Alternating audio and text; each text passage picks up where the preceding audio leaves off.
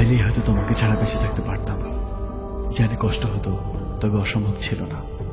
কিন্তু বেঁচে থাকলে তো বাকিটা জীবন তোমাকে ঘৃণা করে বাঁচতে হবে। তোমায় এত বেশি ভালোবেসেছি যে তোমাকে কখনো ঘৃণা করতে হবে এই কথা এক মুহূর্তের জন্য ভাবিনি। ভাববই বা কেন? আমার ভালোবাসা তো বাজে ছিল না। আজ আমার এই ভালোবাসাকে আমি ঘৃণার কাছে এত সহজে হেরে যেতে দেই কি করে বলো? তাই ঘৃণা করে বেঁচে থাকার চেয়ে তোমায় ভালোবেসেই চলে গেলাম।